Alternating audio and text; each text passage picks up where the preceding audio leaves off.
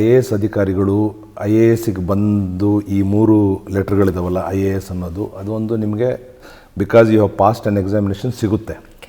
ಆದರೆ ಅದನ್ನು ಗಳಿಸಿರ್ತೀರಿ. But if you want to be ಅದನ್ನು ನೀವು ಅದರ ಆಧಾರದ ಮೇಲೆ ನಿಮಗೆ ಮರ್ಯಾದೆ ಸಿಗಬೇಕು ಅಥವಾ ನಿಮ್ಗೆ ಗೌರವ ಸಿಗಬೇಕು ಅಂತ ಹೇಳಿದ್ರೆ ಮುಂದೆ ಹೋಗಿ ಕೆಲಸ ಮಾಡಬೇಕಾಗುತ್ತೆ. ಬರೀ ಒಂದು IAS ಆಗಿಬಿಟ್ಟಿದ್ದೀನಿ, ಇನ್ಮೇಲೆ ನಾನು ಯಾರಿಗೂ ಮಾತು ಕೇಳೋ ಅವಶ್ಯಕತೆ ಇಲ್ಲ ಅನ್ನೋ ಅನುಭವ ಯಾರ್ದು ಇದ್ದರೆ ಅದು ತಪ್ಪು. ಯಾಕಂತ ಹೇಳಿದ್ರೆ ನಾವು ಅದು it is only on entry point. Afterwards ನೀವು ಕೆಲಸ ಮಾಡಬೇಕಾಗುತ್ತೆ, ಯಾವ ಇಲಾಖೆಗೆ ಹೋಗ್ತೀವಿ ಆ ಇಲಾಖೆಯನ್ನು ಅರ್ಥ ಮಾಡ್ಕೋಬೇಕಾಗುತ್ತೆ ಮತ್ತು ಅದನ್ನು ಅದರಲ್ಲಿ ಡೆಲಿವರಿ ಮಾಡಬೇಕಾಗುತ್ತೆ. You have to show results. So ಅದನ್ನು ಮಾಡ್ತಾರೆ ಎಲ್ಲ. ಮತ್ತು ಏನಾಗ್ತದೆ, ಎಲ್ಲ ಇಂಡಿವಿಜುವಲ್ಸ್ ಆರ್ ಡಿಫ್ರೆಂಟು. ನಮ್ಮ ವ್ಯವಸ್ಥೆಯಲ್ಲಿ ನಾವೆಲ್ಲರೂ ಸೇರಿಕೊಂಡು ವಿಶೇಷವಾಗಿ ಹಿರಿಯ ಅಧಿಕಾರಿಗಳು ಕಿರಿಯ ಅಧಿಕಾರಿಗಳಿಗೆ ಮಾರ್ಗದರ್ಶನ ಕೊಟ್ಕೊಂಡು ಈ ರೀತಿಯ ಒಂದು